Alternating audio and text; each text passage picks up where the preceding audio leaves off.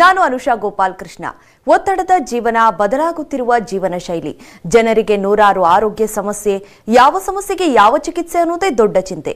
ಇಂತಹ ಸಮಸ್ಯೆ ಇರೋರ್ಗೆ ಒಂದೇ ವೇದಿಕೆಯಲ್ಲಿ ಸಿಗುತ್ತೆ ಉತ್ತರ. ಇದೇ TV9ನ ವಿಶೇಷ ಕಾರ್ಯಕ್ರಮ ನಿಮ್ಮ ಡಾಕ್ಟರ್.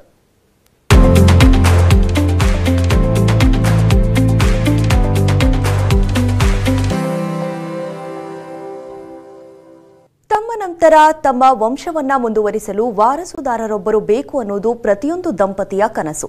ಆದರೆ ಆಧುನೀಕರಣದ ದುಷ್ಪರಿಣಾಮ ಹಾಗೂ ಇಂದಿನ ಜೀವನ ಶೈಲಿಯಿಂದಾಗಿ ಅದೆಷ್ಟೋ ಮಂದಿ ಸಂತಾನ ಭಾಗ್ಯವಿಲ್ಲದೆ ನೋವು ಅನುಭವಿಸುತ್ತಿರುತ್ತಾರೆ. ಕಂಡ ದೇವರಿಗೆ ಹರಕೆ ಹೊತ್ತು ಒಂದು ಮುದ್ದಾದ ಮಗುವನ್ನ ಹೆತ್ತು ಸುಖ ಜೀವನ ನಡೆಸಲು ಹವಣಿಸುತ್ತಿರುತ್ತಾರೆ. ಪ್ರಸ್ತುತ ವೈದ್ಯಕೀಯ ಜಗತ್ತಿನಲ್ಲಿ ಇಂಥ ಸಮಸ್ಯೆಗಳಿಗೆ ಸೂಕ್ತ ಪರಿಹಾರಗಳಿದ್ರೂ ಕೂಡ ಇದಕ್ಕೆ ಸಂಬಂಧಿಸಿದ ಮಾಹಿತಿ, ವಿಚಾರಗಳ ಕೊರತೆ ಇದೆ. ಬಂಜೆತನದಿಂದ ಕೀಳರಿಮೆಗೆ ಒಳಗಾಗಿ ಖಿನ್ನರಾಗ್ತಿದ್ದಾರೆ. ಆದ್ರೆ IVF ಮೂಲಕ ಮಕ್ಕಳನ್ನ ಪಡಿಬಹುದು. IVF ಹಲವಾರು ವರ್ಷಗಳಿಂದ ಬಂಜೆತನಕ್ಕೆ ಪರಿಹಾರವಾಗಿದ್ರೂ ಕೂಡ ಸಾಕಷ್ಟು ಜನಕ್ಕೆ ಇದರ ಪರಿಚಯವಿಲ್ಲ. ಯಾಕೆ?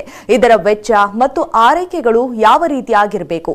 ಇದೆಲ್ಲದರ ಬಗ್ಗೆ ಮಾಹಿತಿ ಕೊಡೋದಕ್ಕೆ ಇವತ್ತು ನಮ್ಮ ಜೊತೆ ಗರ್ಭಕುಡಿ IVF ಸೆಂಟರ್ನ ವೈದ್ಯರಾಗಿರುವಂತಹ ಡಾಕ್ಟರ್ ಅನಿತಾ ಮನೋಜ್ ಅವರಿದ್ದಾರೆ. ಬನ್ನಿ ಅವ್ರ ಜೊತೆ ಮಾತಾಡ್ಸೋಣ.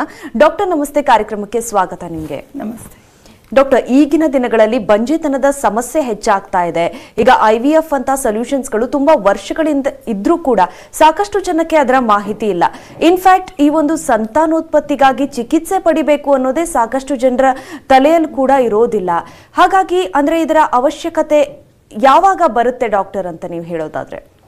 ಒಂದು ತಜ್ಞರಾಗಿ ಹೇಳಬೇಕು ಅಂದರೆ ಲೈಕ್ IVF ಅನ್ನೋದು ಒಂದು ಸಾಧಾರಣ ದೇಹಕ್ಕೆ ಸಂಬಂಧಪಟ್ಟ ಒಂದು ಸಮಸ್ಯೆ ಅಲ್ಲ. It is not mere A medical condition ಅಲ್ವಾ.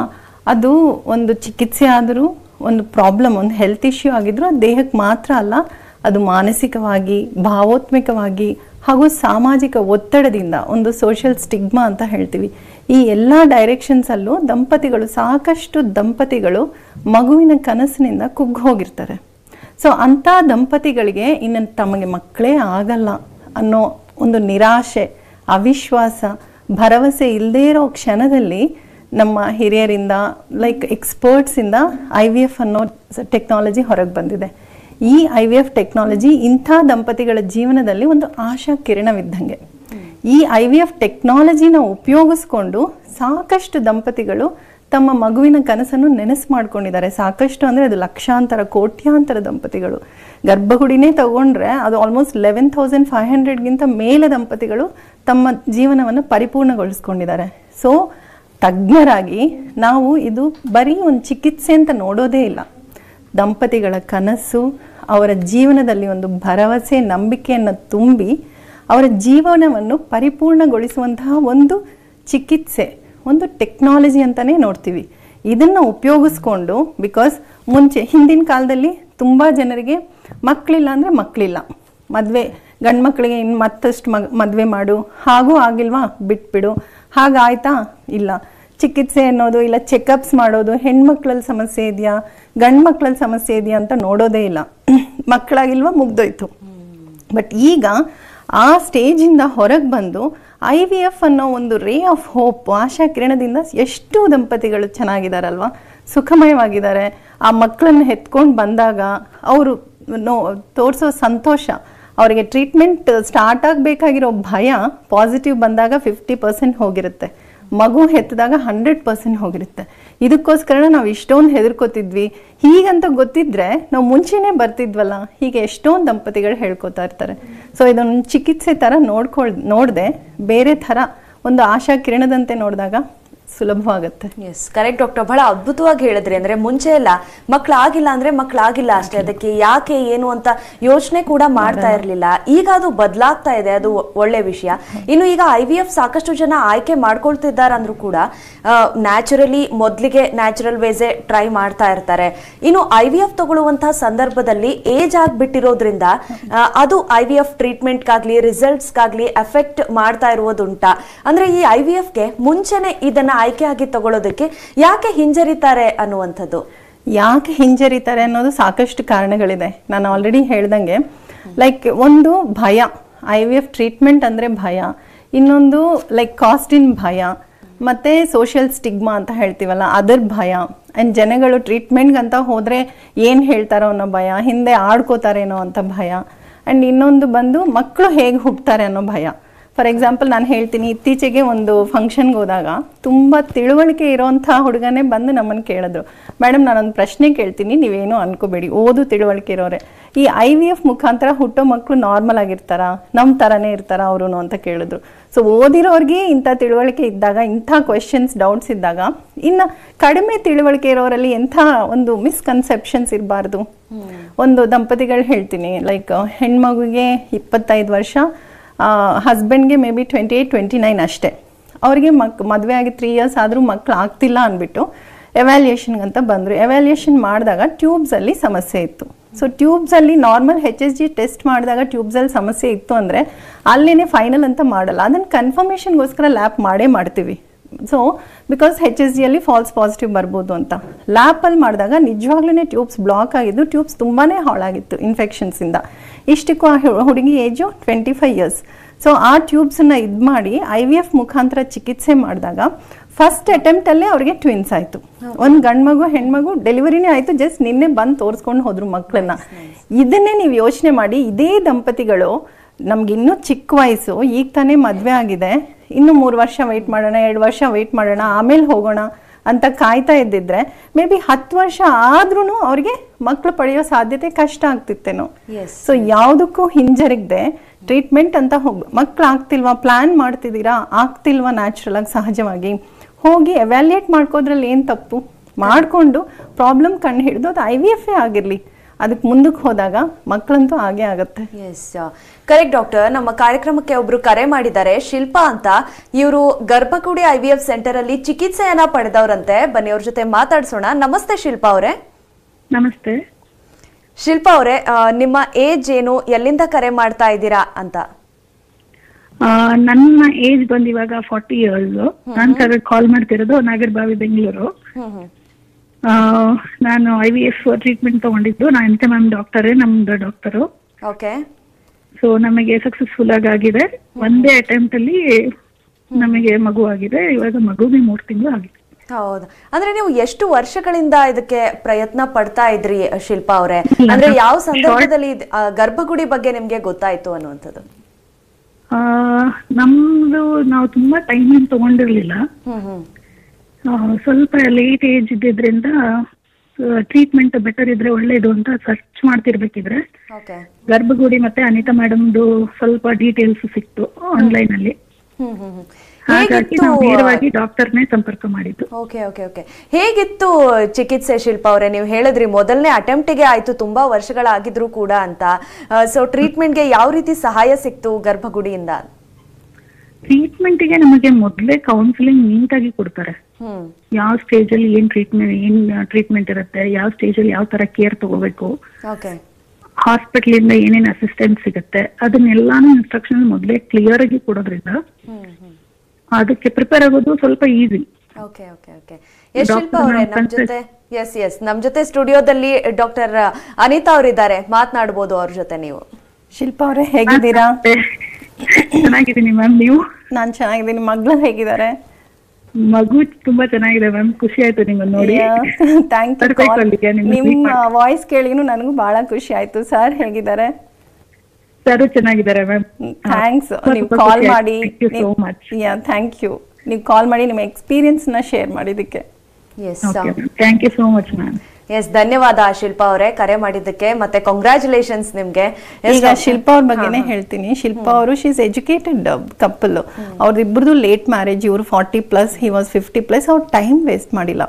ಮದುವೆ ಆಗಿ ಫ್ಯೂ ಮಂತ್ಸ್ ಆದ್ಮೇಲೆ ಬೆಟರ್ ಟು ಮೀಟ್ ಎಕ್ಸ್ಪರ್ಟ್ ಅಂತ ಹೇಳ್ಬಿಟ್ಟು ನಮ್ಮನ್ನ ಮೀಟ್ ಮಾಡಿದ್ರು. ಬೇಸಿಕ್ ಟೆಸ್ಟ್ಗಳು ಮಾಡಿದ್ವಿ, ಒಂದು ಸಣ್ಣ ಟ್ರೀಟ್ಮೆಂಟ್, ಒಂದು ಸೈಕಲ್ ಟ್ರೈಯೂ ಮಾಡಿದ್ವಿ. ಆಮೇಲೆ ಹಿಂಗೆ ವೇಸ್ಟ್ ಮಾಡಿದ್ರೆ ಟೈಮ್ ವೇಸ್ಟ್ ಆಗುತ್ತೆ, because very precious for them ಅಂದ್ಬಿಟ್ಟು ನಾವು we jump to IVF. First ಅಟೆಂಪ್ಟಲ್ಲೇ ಕನ್ಸೀವ್ ಆಗಿ ಡೆಲಿವರಿ ಆಗಿ 3 months ಆಯಿತು. So nice. ಸೊ ನಾನು ಏನ್ ಹೇಳೋದಂದ್ರೆ ಪ್ರಶ್ನೆಗಳಾಗೆ ಉಳ್ಕೊಂಡ್ಬಿಡುತ್ತೆ. ಇವಾಗ ನಾವು ಕೂತಿನ ಜಾಗದಲ್ಲಿ ಕೂತ್ಕೊಂಡು ಮನೇಲಿ ಕೂತ್ಕೊಂಡು IVF ಅಂದ್ರೆ ಹಿಂಗೆ ಹಂಗೆ ಡಾಕ್ಟರ್ಸ್ IVF ಹೇಳ್ಬಿಡ್ತಾರೆ ಅಂತ ಯೋಚನೆ ಮಾಡದೆ ಪ್ರಶ್ನೆಗಳಿಗೆ ಸಮಾಧಾನಗಳು ಎಲ್ಲಿ ಸಿಗುತ್ತೆ? ಸೆಂಟರ್ ಹೋಗ್ಬೇಕು, ಆ ತಜ್ಞರನ್ನ ಮೀಟ್ ಮಾಡ್ಬೇಕು, ಅವ್ರು ಹೇಳೋದನ್ನ ಕೇಳ್ಬೇಕು. ಶಿಲ್ಪಾ ಅವ್ರು ಹೇಳ್ದಂಗೆ ಎಲ್ಲದಕ್ಕೂ ಒಂದು ಸಮಾಧಾನ ಇರುತ್ತೆ. ಅವಾಗ ನಾವು ಚೂಸ್ ಮಾಡ್ಕೋಬಹುದು. ಅವಾಗ ಡೆಸಿಷನ್ಸ್ ತಗೊಳ್ಳೋದು ಈಸಿ ಆಗುತ್ತೆ ಅಲ್ವಾ? ಸಮಾಧಾನಗಳು ಸಿಕ್ಕಿದಾಗ ನಿರ್ಣಯಗಳು ಬರುತ್ತೆ. ಅದನ್ನ ಬಿಟ್ಬಿಟ್ಟು ಕ್ವಶನ್ಸ್ ನ ಇಟ್ಕೊಂಡು ಮನೇಲಿ ಕೂತ್ಕೊಂಡು ನಾನ್ ಟ್ರೀಟ್ಮೆಂಟ್ ಹೋಗಲ್ಲ ಅಂತ ಕೂತಿದ್ರೆ ಕನಸಾಗೆ ಉಳಿಯುತ್ತೆ, ನೆನಸಾಗುವುದೇ ಇಲ್ಲ. Correct doctor. ನೀವಂದ್ರೆ ಪ್ರಶ್ನೆಗಳು ಅಂತ ಅಂದಾಗ ಸುಮಾರು ಜನಕ್ಕೆ ಈ IVF ಅಂತ ಎಲ್ಲ ಹೇಳಿದಾಗ ಅದೇನೋ ಒಂದು ದೊಡ್ಡ ಆಪರೇಷನ್, ಅದಕ್ಕೆಲ್ಲ ತುಂಬಾ ಖರ್ಚಿರುತ್ತೆ ಅನ್ನೋ ಮೈಂಡ್ ಸೆಟ್ ಇಂದ ಅದೆಲ್ಲ ಯಾಕೆ ನಮ್ಗೆ ಅಂತ ಬಿಟ್ಟಿರೋರು ಸಾಕಷ್ಟು ಜನ ಇದ್ದಾರೆ. ಸೊ ಫೈನಾನ್ಷಿಯಲಿ IVF ಅಷ್ಟು ಅಫೋರ್ಡ್ ಮಾಡೋಕ್ ಸಾಧ್ಯ ಆಗದೆ ಇರುವಂತದ್ದ ಅಂತ ನಾನು ಹೇಳೋದೇನು ಅಂದ್ರೆ IVF ಅನ್ನೋದು ಇದೊಂದು ತಪ್ಪಾದ ಕಲ್ಪನೆ ಅಂತಾನೆ ಹೇಳ್ತೀನಿ. ಇವಾಗ ಫಾರ್ ಎಕ್ಸಾಂಪಲ್ ನಾಳೆ ನನಗೆ ಜ್ವರ ಬರುತ್ತೆ, ಒಂದು 10,000 ಇಲ್ಲ 1,000 ತೆಗ್ದಿಡೋಣ. ನಾಳಿದ್ದು ಹೊಟ್ಟೆ ನೋವು ಬರುತ್ತೆ, ನನಗೆ ಅಪೆಂಡಿಸೈಟಿಸ್ ಅಂತ ಡಯಾಗ್ನೋಸ್ ಮಾಡ್ತಾರೆ, ಲ್ಯಾಬ್ ಸರ್ಜರಿ ಮಾಡಬೇಕು, ಒಂದು 50,000 ತೆಗ್ದಿಡೋಣ. ನಾಳಿದ್ದು ಅದಕ್ಕೆ ಮುಂಚೆ ಅದಾದ್ಮೇಲೆ ಮದುವೆ ಆಗುತ್ತೆ, ಮಕ್ಕಳಾಗ್ತಾರೆ, ನಾರ್ಮಲ್ ಡೆಲಿವರಿ ಆಗ್ಬೋದು, ಸಿಸೇರಿಯನ್ ಆಗ್ಬೋದು. ಇದಕ್ಕೊಂದಿಷ್ಟು ಖರ್ಚಾಗತ್ತೆ, ತೆಗ್ದಿಡೋಣ ಅಂದ್ರೆ ಸಾಧ್ಯನೇ ಇಲ್ಲ ಅಲ್ವಾ? ಸೊ ಚಿಕಿತ್ಸೆ ಅನ್ನೋದು ಯಾವಾಗ ಯಾರಿಗೆ ಹೇಗೆ ಬೇಕಾಗತ್ತೆ ಅನ್ನೋದು ಹೇಳಕ್ಕೆ ಸಾಧ್ಯ ಇಲ್ಲ. IVF ಹಾಗೇನೆ ಎಲ್ಲ ದಂಪತಿಗಳಿಗೂ IVF ಬೇಕಾಗಿಲ್ಲ.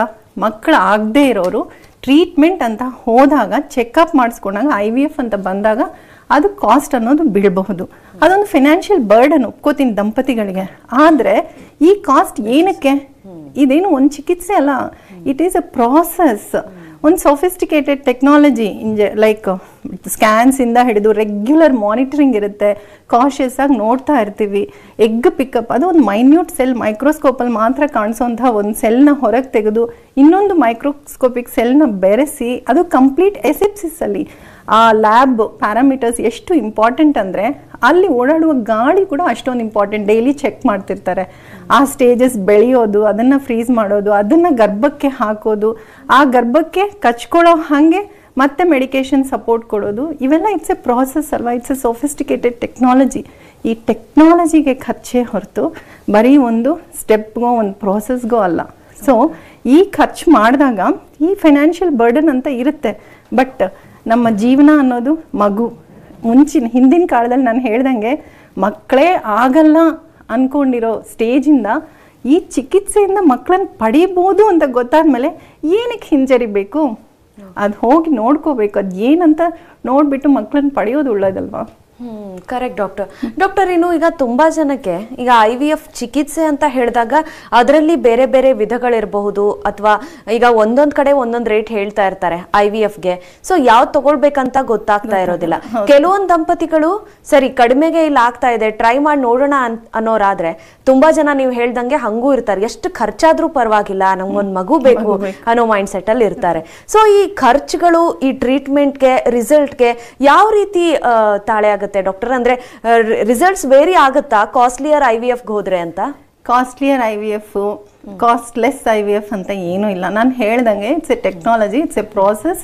ಕಾಸ್ಟ್ ಅನ್ನೋದು ಆ ಪ್ರಾಸೆಸ್ಗೆ ಡಿಪೆಂಡ್ ಆಗುತ್ತೆ ಅಲ್ವಾ?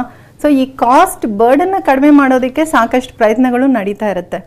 ಆದರೆ ಇವಾಗ ನಾನು ಖರ್ಚು ಮಾಡೋದಕ್ಕೆ ರೆಡಿ ಇದ್ದೀನಿ, ನೀವು ಎಷ್ಟಾದರೂ ಖರ್ಚು ಮಾಡಿ ಏನಾದರೂ ಮಾಡಿ ನನಗೆ ಫಸ್ಟ್ ಅಟೆಂಪ್ಟಲ್ಲೇ ಪಾಸಿಟಿವ್ ಬಂದ್ಬಿಡ್ಬೇಕು 100% ಅಂದರೆ ಅದೂ ಸಾಧ್ಯ ಇಲ್ಲ, ಹೇಳೋಕ್ಕಾಗಲ್ಲ. ಹಾಗೆಯೇ ಹಂತದಲ್ಲಿ ಹೋಗಲೇಬೇಕು. ಮಲಗಿರೋನು ಕೂತಿ ಎದ್ದೇ ನಡಿಬೇಕೇ ಹೊರತು ಡೈರೆಕ್ಟಾಗಿ ನಡೆಯೋಕ್ಕಾಗಲ್ಲ. ಹಾಗೆ ಹುಟ್ಟಿರೋನು ಓಡೋಕ್ಕಾಗಲ್ಲ, ಹಂತದಲ್ಲಿ ಬೆಳೆದೇ ಓಡಬೇಕು. ಅದೇ ಥರ IVFನು ಸ್ಟಾರ್ಟಿಂಗ್ ಅಂತ ಬಂದಾಗ ಇದನ್ನು ಎವ್ಯಾಲ್ಯೂಯೇಷನ್ ಮಾಡಿಬಿಟ್ಟು ಟೆಸ್ಟ್ಗಳ ಆಧಾರದ ಮೇಲೆ IVF ಅನ್ನೋ ಡೆಸಿಷನ್ ತಗೊಂಡು ಅದು ಇನಿಷಿಯಲಿ ಬೇಸಿಕ್ ಪ್ರೋಟೋಕಾಲ್ಸಲ್ಲಿ ಕನ್ವೆನ್ಷನಲ್ ಮೆಥಡ್ಸಲ್ಲೇ ಮಾಡ್ತೀವಿ. ಇದರಲ್ಲೇ 60-70% ಕನ್ಸೀವ್ ಆಗ್ತಾರೆ. ಈ 30-40% ಕನ್ಸೀವ್ ಆಗದೆ ಇರೋರಿಗೆ ಮಾತ್ರ ಅಡ್ವಾನ್ಸ್ ಟೆಸ್ಟ್ಗಳು, ಅಡ್ವಾನ್ಸ್ ಟೆಕ್ನಾಲಜಿ ಆ್ಯಂಡ್ ಮಿಥಡ್ ಬೇಕಾಗುತ್ತೆ. ಫಸ್ಟ್ ಅಟೆಂಪ್ಟಲ್ಲೇ ಎಲ್ಲ ಮಾಡೋ ನೆಸಿಟಿ ಇರಲ್ಲ. ಇನ್ನೊಂದೇನೆಂದರೆ ಕಾಸ್ಟ್ ಬೇಸ್ಡ್ ಅಲ್ಲ. ಓಕೆ, ಈ ಸೆಂಟರಲ್ಲಿ ಕಾಸ್ಟ್ಲಿ ಆಗಿದೆ, ಅಲ್ಲಿ 100% ಹಾಗಲ್ಲ. ನೀವು ನೋಡಬೇಕಾಗಿರೋದು ಸೆಂಟರ್ನ, ಅದರ ಎಕ್ಸ್ಪೀರಿಯನ್ಸ್, ಅಲ್ಲಿರೋ ತಜ್ಞರನ್ನು, ಅವರ ಎಕ್ಸ್ಪೀರಿಯನ್ಸ್, ಅವರ expertise. Because it is sophisticated, ಒಂದು ಸೂಕ್ಷ್ಮವಾದ ಪ್ರೊಸೀಜರ್ ಅಲ್ವಾ? ಒಬ್ಬೊಬ್ಬರ ನೈಪುಣ್ಯ, ಅದು ಅವರು ಒಂದು ಪ್ರೆಸಿಷನ್ ಆಫ್ ಡೂಯಿಂಗ್ ಪ್ರೊಸೀಜರ್ಸ್, ಆ ಎಕ್ಸ್ಪರ್ಟೈಸ್ ಅದು ತುಂಬ ಇಂಪಾರ್ಟೆಂಟ್ ಸಕ್ಸಸ್ ರೇಟ್ಸಲ್ಲಿ ಅಲ್ವಾ. ಜಸ್ಟ್ ಹಣ ಖರ್ಚು ಮಾಡೋದ್ರಿಂದನೂ ಇಲ್ಲ ಕಡಿಮೆ, ಹೀಗೆ ಓಕೆ ಈ ಅಂಗಡಿಯಲ್ಲಿ ಈ ಬಟ್ಟೆ ಇಷ್ಟು ಕಡಿಮೆ ಇದೆ, ಆ ಅಂಗಡಿಯಲ್ಲಿ ಅಷ್ಟು ಕಡಿಮೆ ಇದೆ, ಈ ಹೋಟೆಲಲ್ಲಿ ಇಷ್ಟು, ಆ ಹೋಟೆಲಲ್ಲಿ ಇಷ್ಟು, ಹಾಗೆಲ್ಲ ಬ್ಯಾಲೆನ್ಸ್ ಮಾಡೋದು, ಹಾಗೆಲ್ಲ ಆರೈಕೆ ಮಾಡೋಕ್ಕಾಗಲ್ಲ. This is technology. Correct. Doctor, ಯಾವುದೇ ಒಂದು ಟೆಕ್ನಾಲಜಿ ಇದು ಬೆಳೀತಾ ಇದೆ ಅಂತ ಹೇಳೋದಕ್ಕೆ ಸಾಮಾನ್ಯವಾಗಿ ಅದರ ಸಕ್ಸಸ್ ರೇಟ್ 2 ರೀತಿ ನೋಡ್ತೀವಿ. ಅಂದ್ರೆ ಅದು ಕೊಡುವಂತಹ ರಿಸಲ್ಟ್ಸ್ ಬೆಟರ್ ಆಗ್ತಾ ಇದೆಯಾ ವರ್ಷದಿಂದ ವರ್ಷಕ್ಕೆ ಅನ್ನುವಂಥದ್ದು, ಇನ್ನು ಹೆಚ್ಚಿನ ಜನಕ್ಕೆ ಅದು ರೀಚ್ ಆಗುತ್ತೆ, ಅಂದ್ರೆ ಅಫೋರ್ಡೆಬಲ್ ಆಗಿದೆಯಾ, ಎಲ್ಲರೂ ಅದನ್ನ ಬಳಸ್ಕೊಳ್ತಾ ಇದ್ದಾರಾ ಅನ್ನೋದ್ರ ಮೇಲೆ ಯಾವುದೇ ಒಂದು ಟೆಕ್ನಾಲಜಿಯ ಸಕ್ಸಸ್ ಅನ್ನ ನಾವು ನೋಡ್ತೀವಿ. ಅಂಥದ್ರಲ್ಲಿ ನಿಮ್ಗೆ IVF ಯಾವ ರೀತಿ ಕಾಣಿಸುತ್ತೆ? ಇನ್ನು 5-10 ವರ್ಷಗಳ ನಂತರ IVF ನ ಒಂದು ಸಕ್ಸಸ್ ನೀವು ಯಾವ ರೇಂಜ್ ಅಲ್ಲಿ ನೋಡ್ತೀರಿ ಅಂತ? Definitely it will reach more people ಅನ್ನೋ ದೃಷ್ಟಿಯಲ್ಲೇ ನಾನು ನೋಡ್ತಾ ಇದ್ದೀನಿ. ಇವಾಗ ನೀವು 5 ವರ್ಷದ ಹಿಂದೆ ಇಲ್ಲ 10 ವರ್ಷದ ಹಿಂದೆ ನೋಡಿದಾಗ IVF ಟೆಕ್ನಾಲಜಿ ಹೇಗಿತ್ತು ಸಾಕಷ್ಟು ಜನಕ್ಕೆ ಗೊತ್ತೇ ಇಲ್ಲ. ಈಗ ನೋಡಿ ಎಷ್ಟೊಂದು ಜನಕ್ಕೆ ಗೊತ್ತು. ರೀಚಬಿಲಿಟಿ ಅನ್ನೋದು ಜಾಸ್ತಿ ಆಗ್ತಿದೆ. ಮುಂಚೆ ಲೈಕ್ ಪ್ರಾಮಿನೆಂಟ್ Tier 1 ಸಿಟೀಸಲ್ಲಿ ಇದ್ದಿದ್ದು Tier 2 ಸಿಟೀಸ್ ಇನ್ನು ಪೆರಿಫರೀಸ್ಗೂ ಸ್ಪ್ರೆಡ್ ಆಗಿದೆ. IVF ಸೆಂಟರ್ಸು, IVF ಇಲ್ಲ ಫರ್ಟಿಲಿಟಿ ಟ್ರೀಟ್ಮೆಂಟ್ಸ್ನ ಪ್ರೊವೈಡ್ ಮಾಡೋ ಹೆಲ್ತ್ ಕೇರ್ ಪ್ರೊವೈಡರ್ಸ್ ಆಗಲಿ, ಆ ಸೆಟಪ್ಸ್ ಆಗಲಿ ಎಲ್ಲ ಕಡೆ ಬರ್ತಾ ಇದೆ ಅಲ್ವಾ. ಹಾಗಾದಾಗ it will reach more people also. ಅದಕ್ಕೆ ತಕ್ಕಂಗೆ ಸೈನ್ಸು ಟೆಕ್ನಾಲಜಿ ಕೂಡ ಅಡ್ವಾನ್ಸ್ ಆಗ್ತಾ ಇದೆ. ಸೊ ಒಂದು ಸತಿ ಫೇಲ್ ಆಗಿದ್ರು ಮತ್ತೆ ಬೇರೆ ಟೆಕ್ನಾಲಜಿಯಿಂದ ಬೇರೆ ಇದರಿಂದ ಸಕ್ಸಸ್ ರೇಟ್ಸ್ ಅನ್ನೋದು ಕಾಣ್ ಬರ್ತಾ ಇರ್ತೀವಿ. So when the demand is more, cost will be more. When the demand decreases, cost also will decrease. Healthcare providers ಜಾಸ್ತಿ ಆದಾಗ, ಹಾಗೆ ಈಗ IVF ಯೂಸ್ ಮಾಡೋಂತಹ ಮೆಡಿಸಿನ್ಸು ಸಾಕಷ್ಟು ಮೆಡಿಸಿನ್ಸ್ ಆಗಲಿ ಎಕ್ವಿಪ್ಮೆಂಟ್ಸ್ ಆಗಲಿ ನಾವು ಸಾಕಷ್ಟು ಇಂಪೋರ್ಟ್ ಮಾಡ್ಕೋತೀವಿ ಬೇರೆ ದೇಶಗಳಿಂದ. ನಮ್ಮಲ್ಲೇ ಉತ್ಪಾದನೆ ಆಯಿತು, ಪ್ರೊಡಕ್ಷನ್ ಆಯಿತು ಅಂದರೆ ಓನ್ ಪ್ರೊಡಕ್ಷನಿಂದ ನಮ್ಮ ಓನ್ ಇದರಿಂದ ಲೈಕ್ ಎಕ್ವಿಪ್ಮೆಂಟ್ಸ್ ಆಗಲಿ ಮೆಡಿಸಿನ್ಸ್ ಆಗಲಿ ಓನ್ ಪ್ರೊಡಕ್ಷನ್ ಆದಾಗ ಅದರ ಕಾಸ್ಟು ಬೀಳುತ್ತೆ. ಸೊ ಇದ್ರ ಎಲ್ಲದರ ಮುಖಾಂತರ ಇನ್ನು ಮುಂದೆ 5-10 ವರ್ಷಗಳಲ್ಲಿ ಕಾಸ್ಟ್ ಅನ್ನೋದು ಈಗಿನ ಕಾಸ್ಟ್ಗಿಂತ ಭಾಳಷ್ಟು ಕಡಿಮೆ ಆಗುತ್ತೆ ಅನ್ನೋದೇ ನಮ್ಮ ಪ್ರಿಡಿಕ್ಷನ್. ಪ್ಲಸ್ ಟೆಕ್ನಾಲಜಿನೂ ಇಂಪ್ರೂವ್ ಆದಾಗ ಈಗ ಯೂಸ್ ಮಾಡೋಂತಹ ಮೆಡಿಕೇಶನ್ಸ್ ಇನ್ನೂ ಕಡಿಮೆ ಆಗ್ಬೋದು. ಇನ್ನು ಸಿಂಪಲ್ ಪ್ರೋಟೋಕಾಲ್ಸಲ್ಲಿ, ಕಡಿಮೆ ಇಂಜೆಕ್ಷನ್ಸಲ್ಲಿ, ಕಡಿಮೆ ಟೆಕ್ನಾಲಜಿ ಯೂಸ್ ಮಾಡಿ ಕೂಡ IVF ಮಾಡ್ಬೋದು, ಮಕ್ಕಳನ್ನು ಪಡಿಬೋದು. ಸೊ ಟೆಕ್ನಾಲಜಿಕಲ್ ಅಡ್ವಾನ್ಸ್ಮೆಂಟ್ಸಿಂದ ಆ್ಯಂಡ್ ಅವೈಲಬಿಲಿಟಿಯಿಂದ ಯೂಸೇಜಿಂದ ಡೆಫಿನೆಟ್ಲಿ ಕಾಸ್ಟ್ ಅನ್ನೋದು ಕಟ್ ಡೌನ್ ಆಗ್ತಾ ಹೋಗುತ್ತೆ. ಓಕೆ ಡಾಕ್ಟರ್, ನೀವು ಹೇಳ್ತಾ ಇದ್ರಿ ಅಂದ್ರೆ ಮಲ್ಟಿಪಲ್ ಟೈಮ್ಸ್ ಬೇಕಿದ್ರೆ IVF ಮಾಡ್ಕೊಳ್ಳೋರು ಇರ್ತಾರೆ ಅನ್ನುವಂಥದ್ದು. ಸೊ ಮಲ್ಟಿಪಲ್ ಟೈಮ್ಸ್ IVF ಮಾಡ್ಕೊಂಡ್ರು ಕೂಡ ಅದು ಹೆಲ್ತ್ ಮೇಲೆ ಏನಾದರೂ ಎಫೆಕ್ಟ್ ಆಗುತ್ತಾ ಅಥವಾ ನ್ಯಾಚುರಲ್ ವೇಸ್ಗೆ ಏನಾದರೂ ಅಡ್ಡಿ ಮಾಡುತ್ತಾ ಅನ್ನುವಂಥ ಕ್ವಶನ್. ಯಾಕೆಂದ್ರೆ ಈಗ ಸ್ಟಾರ್ಟಿಂಗ್ ಫಸ್ಟ್ IVFಗೆ ಒಳಗಾಗಿ ಆಮೇಲೆ ನ್ಯಾಚುರಲಿ ಕನ್ಸೀವ್ ಆಗುವಂಥ ಚಾನ್ಸಸ್ ಇರುತ್ತಾ? ಡೆಫಿನೆಟ್ಲಿ ಇರುತ್ತೆ. IVF ಅನ್ನೋದೊಂದು ಚಿಕಿತ್ಸೆ ಅಲ್ವಾ. ಅಂದ್ರೆ ಅಂಡಾಣುನ ಹೊರಗೆ ತೆಗೆದು ವೀರ್ಯಾಣುನ ಹೊರಗೆ ಬೆರೆಸಿ ಭ್ರೂಣನ ಲ್ಯಾಬಲ್ ಮಾಡಿ ಭ್ರೂಣನ ತಾಯಿಯ ಗರ್ಭಕ್ಕೆ ಹಾಕ್ತಿವಿ. ಇದರಿಂದ ಅವ್ರ ನ್ಯಾಚುರಲ್ ವೇಸ್ ಏನೂ ಇದಾಗಲ್ಲ. ಒಂದು ವೇಳೆ ಗರ್ಭನಾಳಗಳೇನಾದರೂ ಅಫೆಕ್ಟ್ ಆಗಿದ್ದು, ಗರ್ಭನಾಳಗಳನ್ನು ತುಂಬ ಸಿವಿಯರ್ ಆಗಿ ಡ್ಯಾಮೇಜ್ ಆಗಿದ್ದು ಅದೇನಾದರೂ ಬ್ಲಾಕ್ ಮಾಡಬೇಕಾಗಿ ಬಂತು ಅಂದರೆ ಅವಾಗ ನ್ಯಾಚುರಲ್ ಚಾನ್ಸಸ್ ಕಡಿಮೆ ಆಗ್ಬೋದು ಅಲ್ವಾ. ಬಟ್ ಮಿಕ್ಕಿದ ಇದರಲ್ಲಿ ನಾನೊಂದು ಎಕ್ಸಾಂಪಲ್ ಹೇಳ್ತೀನಿ ಅದಕ್ಕೆ. ಅಂದರೆ ಈ ದಂಪತಿಗಳು ಲೈಕ್ ಮೇಲ್ ಫ್ಯಾಕ್ಟರ್ ವೀರ್ಯಾಣುಗಳ ಸಂಖ್ಯೆ ಭಾಳ ಕಡಿಮೆ, ಲೆಸ್ ದ್ಯಾನ್ 2 million ಆರ್ ಅವಾಗ like occasional spawns. So IVF ಮುಖಾಂತರ ಅವ್ರು ಸರ್ಜಿಕಲ್ ರಿಟ್ರೀವಲ್ ಮಾಡಿ ಸ್ಪಾಮ್ಸ್ನ IVF ಮುಖಾಂತರ ಹೆಣ್ಮಗುವಲ್ಲಿ ಏನೂ ಸಮಸ್ಯೆ ಇರಲಿಲ್ಲ. IVF ಮಾಡಿದ್ವಿ, ಭ್ರೂಣ ಹಾಕಿದ್ವಿ, ಬಟ್ ಸಕ್ಸಸ್ ಆಗಿಲ್ಲ, to their bad luck. So ಅಲ್ಲಿಗೆ ನಾವು ಟ್ರೀಟ್ಮೆಂಟ್ ಸ್ಟಾಪ್ ಮಾಡಿಲ್ಲ. ಅವರು ಭರವಸೆ ಎಲ್ಲ ವಿಶ್ವಾಸನ ಕಳ್ಕೊಂಡಿಲ್ಲ. ಡಾಕ್ಟರ್ ನೀವು ಮುಂದೆ ಏನು ಮಾಡ್ಬೋದು ಹೇಳಿ, ನಾವು ಇದು ಮಾಡ್ಕೋತೀವಿ ಅಂದಾಗ ಅವರಿಗೆ ಲೈಫ್ ಸ್ಟೈಲ್ ಚೇಂಜಸ್ ಅವೆಲ್ಲ ಆಲ್ರೆಡಿ ಮಾಡ್ತಾ ಇರೋದನ್ನು ಹಾಗೆ ಕಂಟಿನ್ಯೂ ಮಾಡಿ ಅಂದ್ಬಿಟ್ಟು ಸೊ ಈಗ ಬೆಳೆದಿರೋಂತಹ ಟೆಕ್ನಾಲಜಿ ಮುಖಾಂತರ ಹಸ್ಬೆಂಡ್ಗೆ ನಾವು ಟ್ರೀಟ್ಮೆಂಟ್ ಮಾಡೋಕ್ಕೆ ಶುರು ಮಾಡಿದ್ವಿ. ಟ್ರೀಟ್ಮೆಂಟ್ ಮಾಡೋಕ್ಕೆ ಶುರು ಮಾಡಿದ್ಮೇಲೆ 1.5 months ಅಷ್ಟೇ ಎಕ್ಸಾಕ್ಟ್ಲಿ ಶಿ ಕನ್ಸೀವ್ ನ್ಯಾಚುರಲ್ ಆಗಿ ಕನ್ಸೀವ್ ಆಗಿ IVF ಮಾಡಿ ಫೇಲ್ ಆಗಿರೋರು ಹಸ್ಬೆಂಡ್ಗೆ ಮಿಯರ್ ಟ್ರೀಟ್ಮೆಂಟ್ಸಿಂದ ನ್ಯಾಚುರಲ್ ಆಗಿ ಕನ್ಸೀವ್ ಆಗಿ she is continuing with me only treatment almost ಈಗ 4 months. ಸೊ ಯಾವತ್ತೂ ಹಾಗೆ ಅನ್ಕೋಬಾರ್ದು. ತುಂಬ ಜನಕ್ಕೆ ಲೈಕ್ ಎಗ್ ಪಿಕಪ್ ಮಾಡಿರ್ತೀವಿ, ಎಂಬ್ರಿಯೋಸು ಕ್ರಿಯೇಟ್ ಆಗಿರುತ್ತೆ, ನ್ಯಾಚುರಲ್ ಆಗಿ ಕನ್ಸೀವ್ ಆಗ್ಬಿಡ್ತಾರೆ. ಸೊ ಇಟ್ ಜಸ್ಟ್ ಮಿರಾಕಲ್ಸ್, ಅದ್ಭುತಗಳು, ಪವಾಡಗಳು ನಡೆಯುತ್ತೆ, ಹೇಳಕ್ಕೆ ಆಗಲ್ಲ. Correct doctor. ಯಾಕೆಂದ್ರೆ ಟೆಕ್ನಾಲಜಿ ಎಷ್ಟೇ ಮುಂದುವರೆದಿದ್ರು ಕೂಡ ಅಲ್ಲಿ ಅಲ್ಟಿಮೇಟ್ಲಿ ಒಂದು ಪೇಷಂಟ್ಗೆ ಬೇಕಾಗಿರುವಂಥದ್ದು ಆ ಎಮೋಷನಲ್ ಸಪೋರ್ಟ್, ಆ ಕೆಲಸ ಎಸ್ಪೆಷಲಿ ಇನ್ ಕೇಸಸ್ ಆಫ್ ಈ ರೀತಿ IVF ಚಿಕಿತ್ಸೆಗಳಲ್ಲಿ ಆಗ್ಬೇಕು. ನಮ್ಮ ಕಾಲರ್ ಶಿಲ್ಪಾ ಅವರು ಹೇಳ್ತಾ ಇದ್ರು ಅದು ಗರ್ಭಗುಡಿ. ನಾನು ಅದನ್ನೇ ಹೇಳಕ್ ಇಷ್ಟಪಟ್ಟಿದ್ದು. ಆ ಸೆಂಟರು, ಅಲ್ಲಿನ ಡಾಕ್ಟರು ಅವ್ರ ಎಕ್ಸ್ಪರ್ಟೈಸ್ ಅವರು ಎಷ್ಟು ಎಂಪತಿಯಿಂದ ಪೇಷಂಟ್ಸ್ ಜೊತೆ ಮಾತಾಡ್ತಿದ್ದಾರೆ, ಆ ಟೀಮ್ ನಮ್ಗೆ ಎಷ್ಟು ಸಪೋರ್ಟ್ ಮಾಡ್ತಿದೆ ಟ್ರೀಟ್ಮೆಂಟ್ನ ಮುಂದುವರಿಸೋದಕ್ಕೆ ಅನ್ನೋದು ತುಂಬ ಇಂಪಾರ್ಟೆಂಟು. ಡಾಕ್ಟರ್, ಅಂದ್ರೆ ಸ್ಟ್ರೆಸ್ ರೆಡ್ಯೂಸ್ ಮಾಡೋಕ್ಕೂ ಕೂಡ ಮೆಡಿಕೇಶನ್ಸ್ ಮೂಲಕ ಕೊಡ್ಲಾಗತ್ತಾ ಹೇಗೆ IVF? ಮೆಡಿಕೇಶನ್ಸ್ಗಿಂತ ಎಮೋಷನಲ್ ಸಪೋರ್ಟೇ ತುಂಬ ಇಂಪಾರ್ಟೆಂಟ್ ಅಲ್ವಾ? ಇವಾಗ ನನಗೆ ಸಾಕಷ್ಟು ಸ್ಟ್ರೆಸ್ ಇದೆ, ನಾನೇನೋ ಮಾತ್ರೆಗಳು ನುಂಗೋದ್ರಿಂದ ನನಗೆ ಒತ್ತಡ ಕಡಿಮೆ ಆಗಕ್ಕೆ ಸಾಧ್ಯನೇ ಇಲ್ಲ. ಸೊ ಐ ಹ್ಯಾವ್ ಟು, ಅಂದರೆ ನನಗೆ ನನ್ನ ಹಸ್ಬೆಂಡ್ ಸಪೋರ್ಟ್ ಇರಬೇಕು, ನನ್ನ ಫ್ಯಾಮಿಲಿ ಸಪೋರ್ಟ್ ಇರಬೇಕು, ನಾನು ಎಲ್ಲಿ ಟ್ರೀಟ್ಮೆಂಟ್ ತಗೋತಿದ್ದೀನೋ ಆ ಡಾಕ್ಟರ್ ನನ್ನ ಜೊತೆ ಪ್ರೀತಿಯಿಂದ ಮಾತಾಡಬೇಕು, ಒಂದು ಎಂಪತಿ ಇರಬೇಕು, ಆ ಟೀಮ್ ನನಗೆ ಸಪೋರ್ಟ್ ಮಾಡಬೇಕು. ನಾನು ಖರ್ಚು ಮಾಡೋಕ್ಕೆ ರೆಡಿ, ಬಟ್ ಟೀಮ್ ಸಪೋರ್ಟ್ ಇವೆಲ್ಲ ಬೇಕು. ಹಾಗೆ ನಮ್ಮ ಫ್ಯಾಮಿಲಿ ಸಪೋರ್ಟ್ ತುಂಬ ಇಂಪಾರ್ಟೆಂಟು. ಈ ಎಲ್ಲದನ್ನು ಲೈಕ್ ಇಟ್ಕೊಂಡೇ ನಾವು ಗರ್ಭಗುಡಿಯಲ್ಲಿ ಹಾಲಿಸ್ಟಿಕ್ ಅಪ್ರೋಚ್ ಅನ್ನೋದು ಪ್ಲ್ಯಾನ್ ಮಾಡಿರೋದು. ಅಂದರೆ ಮಿಯರ್ ಕ್ಲಿನಿಷಿಯನ್ ಮೆಡಿಕೇಶನ್ಸ್ ಹಾಕಿ ಇದು ಮಾಡೋದಲ್ಲದೆ ಬೇರೆ ವಿಧದಲ್ಲೂ ಯೋಗ ಆಗಿರ್ಬೋದು, ಇಲ್ಲ ಸೈಕ್ಯಾಟ್ರಿಕ್ ಕೌನ್ಸಿಲಿಂಗ್ಸ್ ಆಗಿರ್ಬೋದು, ಇಲ್ಲ ಬೇರೆ ಆಯುರ್ವೇದಿಕ್ ಹೆಲ್ಪ್ ತಗೊಳ್ಳೋದು, ಮೆಡಿಟೇಷನ್ಸ್ ಹೇಳ್ಕೊಡೋದು, ಈ stretching exercises, relaxation, diet and nutrition, life style modifications ಇವೆಲ್ಲ ತುಂಬ important. They play major role along with the treatments. Okay doctor, ಈಗ ನಾವು ಆಗಲೇ ಮಾತನಾಡ್ತಿದ್ವಿ ಫೈನಾನ್ಷಿಯಲ್ ಬರ್ಡನ್ ಕೂಡ ಇದ್ದೇ ಇರುತ್ತೆ ಅನ್ನುವಂಥದ್ದು. ಸೊ ಅಂದ್ರೆ ಈ ರೀತಿ ಫೈನಾನ್ಷಿಯಲ್ ಬರ್ಡನ್ ನ ಕಡಿಮೆ ಮಾಡೋದಕ್ಕೆ ಏನಾದ್ರೂ ಮಾರ್ಗಗಳು ಇದೆಯಾ? ಅಂದ್ರೆ ಬೇರೆ ಬೇರೆ ಸ್ಕೀಮ್ಸ್ ಆಗಿರಬಹುದು, ಆ ರೀತಿ ಪೇಷಂಟ್ಸ್ಗೆ ಹೆಲ್ಪ್ ಆಗುತ್ತಾ ಅಂತ? ಡೆಫಿನೆಟ್ಲಿ. ಇವಾಗ ಫೈನಾನ್ಷಿಯಲ್ ಬರ್ಡನ್ ಅನ್ನೋದು ತುಂಬಾ ದಂಪತಿಗಳು, ಸಾಕಷ್ಟು ದಂಪತಿಗಳು ಟ್ರೀಟ್ಮೆಂಟ್ ಮಾಡಬೇಕು, ಮಗುನ್ ಪಡಿಬೇಕು ಅಂತ ಇರುತ್ತೆ, ಬಟ್ ಅವ್ರಿಗೆ ಟ್ರೀಟ್ಮೆಂಟು ಈ ಫಿನಾನ್ಷಿಯಲ್ಸ್ ಇಂದ ಹಿಂದೆ ಹಾಕ್ತಾ ಇರ್ತಾರೆ. ಅಂದರೆ ಇವಾಗ ನಾನು 2 ತಿಂಗಳು ಬಿಟ್ಟು, ಇಲ್ಲ 3 ತಿಂಗಳು ಬಿಟ್ಟು, ಇಲ್ಲ 1 ವರ್ಷ ಬಿಟ್ಟು ನಾನು ಟ್ರೀಟ್ಮೆಂಟ್ಗೆ ಬರ್ತೀನಿ ಹಣ ಜೋಡಿಸ್ಕೊಂಡು ಅಂದರೆ ಆಗುತ್ತಾ?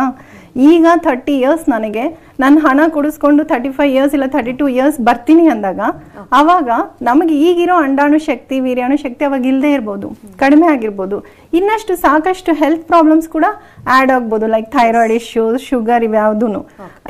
ಇಂಥ ದಂಪತಿಗಳಿಗೆ ಟೈಮ್ ವೇಸ್ಟ್ ಮಾಡದೆ ತಮ್ಮ ಟ್ರೀಟ್ಮೆಂಟ್ಗಳನ್ನು ಕಂಪ್ಲೀಟ್ ಮಾಡಿಕೊಂಡು ಅವ್ರ ಫ್ಯಾಮಿಲಿನ ಕಂಪ್ಲೀಟ್ ಮಾಡಬೇಕು ಅನ್ನೋ ಉದ್ದೇಶದಿಂದ ಗರ್ಭಗುಡಿಯಿಂದ EMI ಆಪ್ಷನ್ಸು, ಇನ್ಸ್ಟಾಲ್ಮೆಂಟ್ಸು, ಪ್ರತಿ ತಿಂಗಳು ಏನಾದರೂ ಡಿಸ್ಕೌಂಟ್ಸ್, ಆಫರ್ಸ್, ಅದಲ್ಲದೆ ಗರ್ಭಜ್ಞಾನ್ ಫೌಂಡೇಶನ್ ಇಂದ few like low cost packages few months ಹೀಗೆ ರಿಲೀಸ್ ಮಾಡ್ತಾ ಹೋಗ್ತೀವಿ. Thank you so much doctor, ಸಾಕಷ್ಟು ಮಾಹಿತಿ ಹಂಚ್ಕೊಂಡ್ರಿ ನಮ್ಮ ಜೊತೆ. ಧನ್ಯವಾದ ನಿಮಗೆ. Thank you. ಇನ್ನು ಡಾಕ್ಟರ್ ಅನ್ನ ನೇರವಾಗಿ ಭೇಟಿ ಮಾಡೋದಕ್ಕೆ ಅಡ್ರೆಸ್ ಪ್ಲೇಟ್ ಇಂತಿದೆ. IVF ಸೆಂಟರ್ ಬೆಂಗಳೂರು, ಶಾಖೆಗಳು ಹನುಮಂತನಗರ, ಜಯನಗರ, ಕಲ್ಯಾಣನಗರ, ಎಲೆಕ್ಟ್ರಾನಿಕ್ ಸಿಟಿ, ಮಾರತಹಳ್ಳಿ, ನಾಗರಭಾವಿ ಹಾಗೂ RMV ಎಕ್ಸ್ಟೆನ್ಷನ್, ಯಲಹಂಕ ಮತ್ತು ದಾವಣಗೆರೆ. ದೂರವಾಣಿ ಸಂಖ್ಯೆ 9071234005. ಇನ್ನು www.garbhagudi.com ಮೂಲಕ ವೆಬ್ಸೈಟ್ನ ರೀಚ್ ಆಗಬಹುದು.